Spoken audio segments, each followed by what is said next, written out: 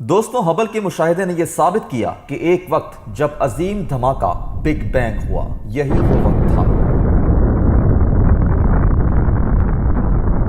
इल्मी जारी के मोअज़्ज़िज़ दोस्तों, मैं हूं जहांज़ेब मुख्तार और आप देखने और सुनने वालों को अस्सलामु अलैकुम। नाज़रीन कराम, हम कायनात के बारे में क्या जानते हैं और हमने ये कहां से जाना कि कायनात कहां से आई और कहां जा रही है? क्या कायनात की कोई इब्तिदा है? अगर इब्तिदा है तो फिर इससे पहले क्या था? वक्त की हकीकत और माहियत क्या है? क्या वक्त अपने इख्तिताम का पहुंचेगा? जदीद टेक्नोलॉजी की मदद से फिजिक्स के मैदानों में होने वाली कामयाबियों ने इन कदीम सवालात में से कुछ जवाब देने की कोशिश की, जिसके बारे में आज की इस वीडियो में तफसीली बहस की जाएगी। इसके लिए ज़रूरी है कि वीडियो को आखिर तक लाजमी देखिएगा और आपको ये भी बताएंगे कि बिग बैंग धमाके में क्या सच्चाई और क्या राज है। तो आइए चलते हैं वीडियो के असल हिस्से की जानिब। दोस्तों, एक दिन ये जवाबात हमें ऐसे ही मालूम होंगे जैसे कि सूरज के गिर्द जमीन का घूमना आम मालूम होता है, या फिर शायद ऐसे ही मुज़हक्का खेज जैसे कछुओं से बना हुआ मीनार। सिर्फ वक्त, जो भी इसकी माहियत है, ही इसका जवाब देगा। मतलब ये कि यूनानी फलसफी अरस्तु ने अपनी किताब इफलाक पर ऑन दी हेवन में जमीन के प्लेट की मानंद होने की बजाय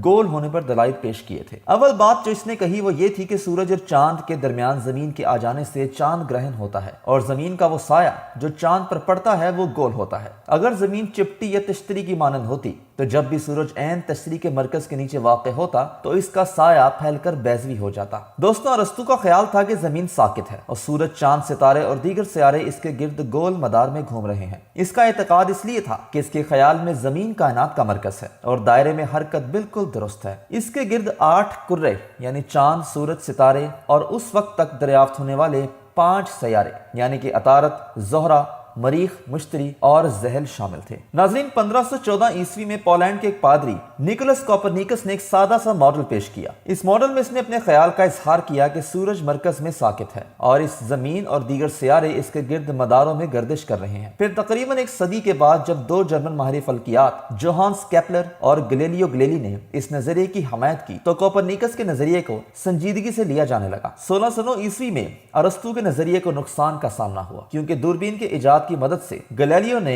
उस बरस रात के वक्त आसमान का मुशाहिदा शुरू किया। जब इसने मुश्तरी सियारे का मुशाहिदा किया तो इसको मालूम हुआ कि यह सियारा छोटे छोटे मसनी सियारों और चांदों से घिरा हुआ है जो इसके गिर्द गर्दिश कर रहे हैं, जिसका मतलब यह था कि हर चीज को बराह रास्त जमीन के गिर्द घूमने की जरूरत नहीं है, जैसा कि अरस्तु ने कहा। दोस्तों, इसके काफी अरसे के बाद 1687 ईस्वी में आइजैक न्यूटन ने अपनी किताब में इस नजरिए की तशरीह की। इसमें न्यूटन ने ना सिर्फ टाइम एंड स्पेस में इजसाम की हरकत का नजरिया पेश किया बल्कि इन हरकत का तज्जिया करने के लिए पेचीदा रियाजी भी तश्कील दी, यानी कि यूनिवर्सल ग्रेविटेशन का कानून पेश किया जिसके मुताबिक तमाम इजसाम एक दूसरे की तरफ खींच रहे हैं। इस कशिश का इन्हिसार इन इजसाम की कमियत और कुर्बत पर है। यही वो कुव्वत है जो चीजों को जमीन पर गिराती है। दोस्तों, यहाँ आपको बताएं कि वो मन घड़त कहानी जो न्यूटन के बारे में मशहूर है कि सर पर सेब गिरने से वो मुतासिर हुआ था, वो महज खुद साख्ता है। न्यूटन ने सिर्फ इतना कहा था कि वो इस्तगराक के आलिम में था कि जब सेब के गिरने से इसको तजाजुब और कशिश शकल का ख्याल आया। न्यूटन के मुताबिक इसी कानून की वजह से चांद जमीन के गिर्द मदार में घूमने पर मजबूर है और जमीन और दीगर सैयारों को सूरज के गिर्द बैजवी रास्तों पर चलाता है। नाज़रीन इकराम, बहरहाल कायनात की इब्तिदा बहुत पहले से ही जेर बहस का मसला है।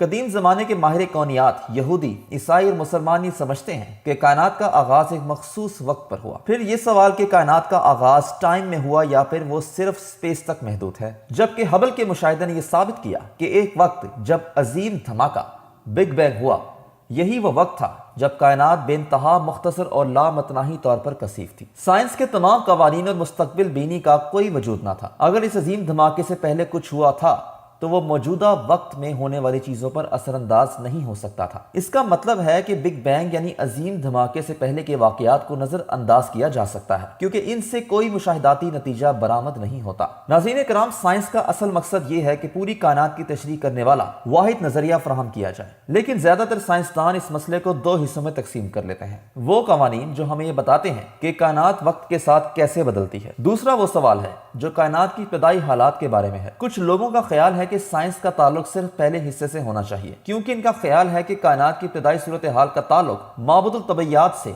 या फिर मजहब से है, क्योंकि खुदा कादिर मुतलक है और वो कायनात को जिस तरह चाहे शुरू कर सकता है। मुमकिन है कि ऐसा ही हो, मगर खुदा कायनात को बेकायदा तरीके से भी तो शुरू कर सकते थे, मगर ऐसा मालूम होता है कि उन्होंने खुद ये चाहा कि कायनात को बड़ी तरतीब से चंद कवानीन के तहत तश्कील दिया जाए। इससे तो ऐसा मालूम होता है कि कायनात की इब्तिदाई हालत भी कवानीन ही के ताबे हुई होगी। एक ऐसा नजरिया جو پوری کائنات کی تشریح کرے مہیا کرنا مشکل کام ہے۔ دوستو، کائنات کے وجود پر بے شمار کتابیں اور نظریات کے باوجود یہ ایک ایسا راز ہے جو قیامت تک چھپا رہے گا۔ امید ہے کہ آج کی ویڈیو آپ کو بے حد پسند آئی ہوگی۔ پسند آنے کی صورت میں اسے لائک کیجئے اور دوستوں کے ساتھ شیئر کرنا مت بھولیے گا۔ اگلی ویڈیو میں انشاءاللہ جلد ملاقات ہوگی، تب تک کے لیے اپنا خیال رکھیے گا۔ اللہ حافظ۔